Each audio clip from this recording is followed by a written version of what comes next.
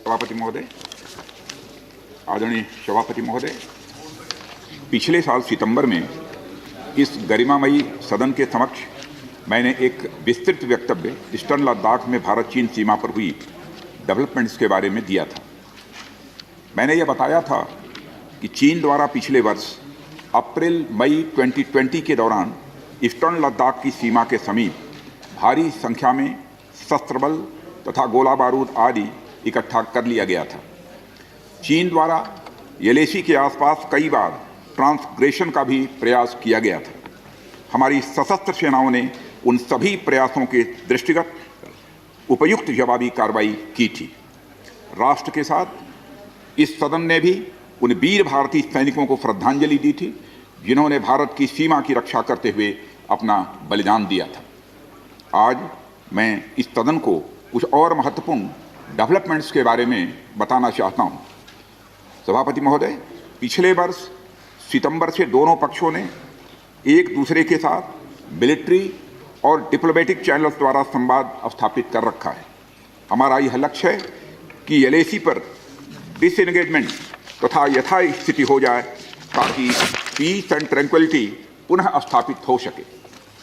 मैं संक्षेप में वहाँ की ग्राउंड सिचुएशन के बारे में सदन को दोबारा अवगत कराना चाहता हूँ। सदन को ज्ञात है कि चीन ने अनधिकृत तरीके से लद्दाख केंद्र शासित प्रदेश के लगभग 38,000 वर्ग किलोमीटर पर 1962 के संघर्ष के समय से कब्जा बना लिया है।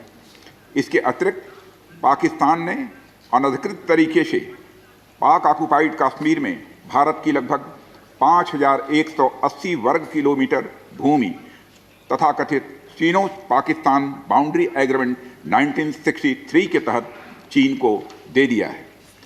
इस प्रकार चीन का 43,000 वर्ग किलोमीटर से ज़्यादा भारतीय भूमि पर अनधिकृत कब्जा है। चीन पूर्वी क्षेत्रों में भी अरुणाचल प्रदेश की सीमा पर करीब 90,000 वर्ग किलोमीटर 90,000 वर्ग किलोमीटर भूमि को अपना बताता है। भारत ने इन अनजस्टिफाइड क्लेम्स तथा अनधिकृत कब्जे को कभी भी स्वीकार नहीं किया है। सभापति महोदय, मैं सदन को यह भी बताना चाहता हूं कि भारत ने चीन को हमेशा यह कहा है कि बाइलेटरल रिलेशंस दोनों पक्षों के प्रयास से ही विकसित हो सकते हैं। साथ साथ ही सीमा के प्रश्न को भी बातचीत के जरिए ही हल किया जा सकता है, परंतु एलएसी पर पीस एंड ट्रैंक्विलिटी में किसी प्रकार की प्रतिकूल स्थिति का हमारी बाइलेटरल टाइज पर बुरा असर पड़ता है। इससे चीन भी अच्छी तरह अवगत है। कई हाई लेवल ज्वाइंट स्टेटमेंट में भी यह जिक्र किया गया है कि एलएसी तथा सीमाओं पर पीस एंड ट्रैंक्विलिटी कायम रखना बाइलेटरल रिलेशन के लिए यह अत्यंत आवश्यक है। सभापति महोदय, पिछले वर्ष से चीन के द्वारा उठाए गए कदमों के कारण पीस एंड ट्रैंक्विलिटी पर प्रतिकूल असर पड़ा है। इसके फलस्वरूप चीन और भारत के संबंधों पर भी प्रभाव पड़ा है। उच्च स्तर पर चीन के साथ कई बार बातचीत के दौरान, जिसमें मेरे द्वारा चीनी रक्षा मंत्री के साथ पिछले सितंबर की बैठक और मेरे सहयोगी विदेश मंत्री श्री जयशंकर जी की चीनी विदेश मंत्री के साथ तथा हमारे एनएसए श्री अजीत जी डोभाल की अपने चीनी काउंटर पार्ट के साथ बातचीत शामिल है। हमने यह स्पष्ट कर दिया है सभापति महोदय कि यह अत्यंत आवश्यक है कि एलएसी के सभी फ्रिक्शन पॉइंट पर डिसएंगेजमेंट किया जाए ताकि पीस एंड ट्रैंक्विलिटी पुनः स्थापित हो सके। सभापति महोदय, पिछले वर्ष मैंने इस सदन को अवगत कराया था कि एलएसी के आसपास ईस्टर्न लद्दाख में कई फ्रिक्शन एरियाज बन गए हैं। चीन ने बड़ी संख्या में सेना एवं गोला बारूद आदि भी एलएसी के आसपास तथा उसके पीछे अपने क्षेत्रों में इकट्ठा कर लिया है।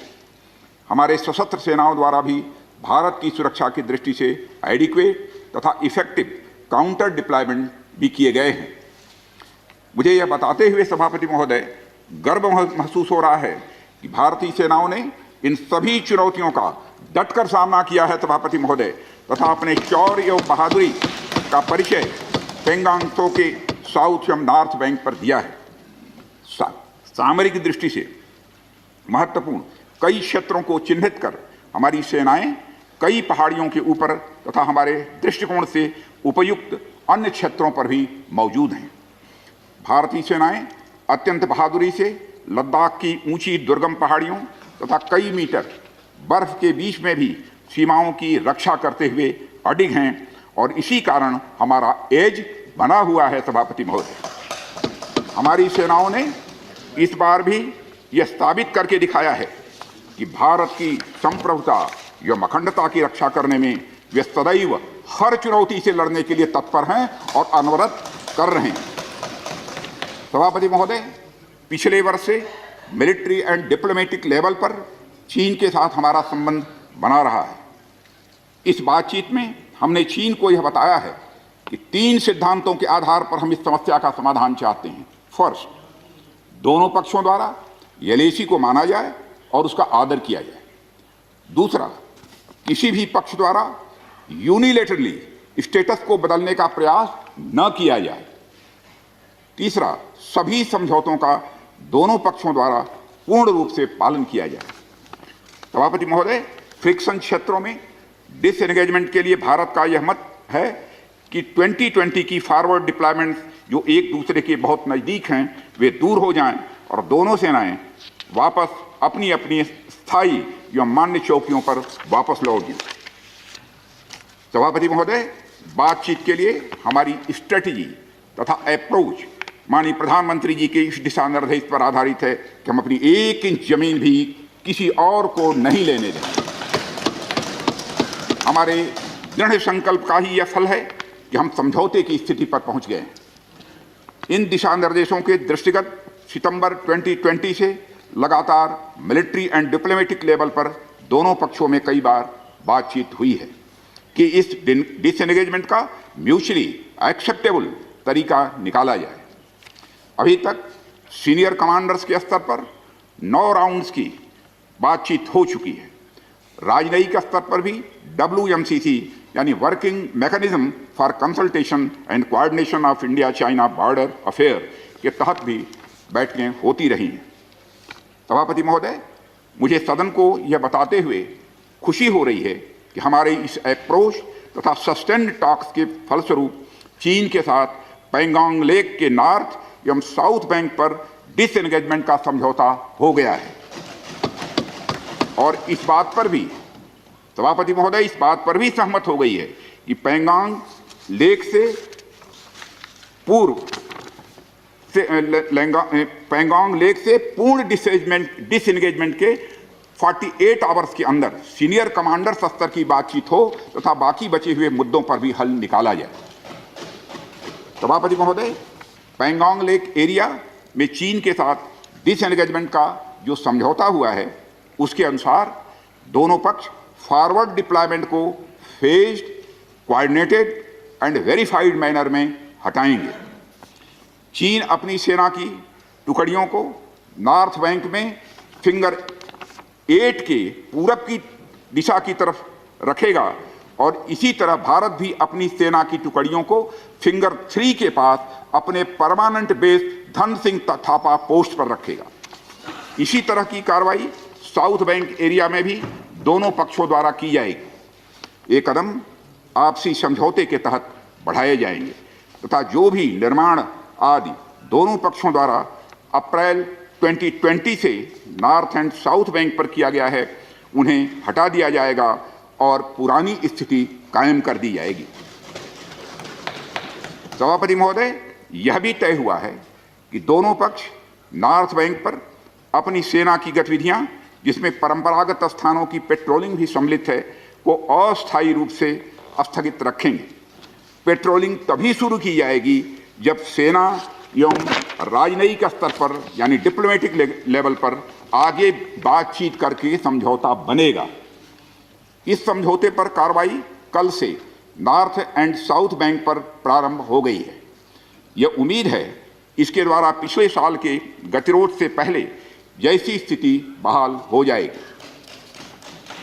सभापति महोदय, मैं इस सदन को आश्वस्त करना चाहता हूं कि इस बातचीत में हमने कुछ भी खोया नहीं है। सभापति महोदय, सदन को यह भी जानकारी देना चाहता हूं अभी भी LAC पर डिप्लॉयमेंट तथा पेट्रोलिंग के बारे में कुछ आउटस्टैंडिंग इशूज बचे हुए हैं। इन पर हमारा ध्यान आगे की बातचीत में रहेगा। दोनों पक्ष इस बात पर सहमत हैं कि बाइलेटरल एग्रीमेंट्स तथा प्रोटोकॉल के तहत पूर्ण डिसएंगेजमेंट जल्द से जल्द कर लिया जाए। अब तक की बातचीत के बाद चीन भी देश की संप्रभुता की रक्षा के हमारे संकल्प से पूरी तरह और अच्छी तरह अवगत है। हमारी यह भी अपेक्षा है कि चीन द्वारा हमारे साथ मिलकर बचे हुए मुद्दों को हल करने का पूरी गंभीरता के साथ प्रयास किया जाएगा। सभापति महोदय, मैं इस सदन से आग्रह करना चाहता हूं कि मेरे साथ संपूर्ण सदन हमारी आर्म्ड फोर्सेस की इस विषम एवं भीषण बर्फबारी की परिस्थितियों में भी शौर्य और वीरता के प्रदर्शन की भूरी भूरी प्रशंसा करे। और सभापति महोदय, मैं ये कहना चाहता हूं कि जिन शहीदों के शौर्य और पराक्रम की नींव पर यह डिसएंगेजमेंट आधारित है, उन्हें देश सदैव याद रखेगा। सभापति महोदय, मैं इस बात से भी पूरी तरह से आश्वस्त हूं कि यह पूरा सदन, चाहे कोई किसी भी दल का क्यों न हो, देश की संप्रभुता, एकता और अखंडता और सुरक्षा के प्रश्न पर एक साथ खड़ा है और एक स्वर से समर्थन करता है कि यह संदेश केवल भारत की सीमा तक ही सीमित नहीं रहेगा, बल्कि पूरे विश्व को जाएगा। सभापति महोदय, यह बात मैं विश्वास के साथ कह सकता हूं। धन्यवाद सभापति महोदय। जय हिंद। धन्यवाद। Thank you defence minister. Hello everyone. HW News English is 2 years old now. When we started this venture, we promised ourselves one thing, that news should remain free, because right to know is the right of every Indian. But to keep news free for everyone, we need support from some of you. And thus we have rolled out membership on our YouTube channel HW News English. But mind you, the membership is completely voluntary. The programs that we were doing earlier, that we are doing now, will continue to remain free. First level is a basic level. Here, you can be our supporter by paying rupees 199 per month.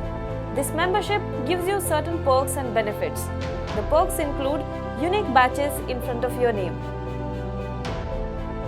a live show from Mr. Sujit Nair and from Mr. Akhilesh Bhargava per month for our members. You can also vote in some exclusive members-only polls. Now the second level is Super Supporter. Here you can be our Super Supporter by paying rupees 3,999 per month. This membership will include every perk that comes with basic level. Additionally, our Super Supporters can be a part of a WhatsApp group where we can have discussions and suggestions on various topics. The second perk includes a gift pack with our merchandise. And the third perk is a Google Meet with Mr. Sujit Nair, where you can join the meet and ask your questions to Mr. Nair face to face. Lastly, if you like, we would give a shout out to our super supporters in our programs.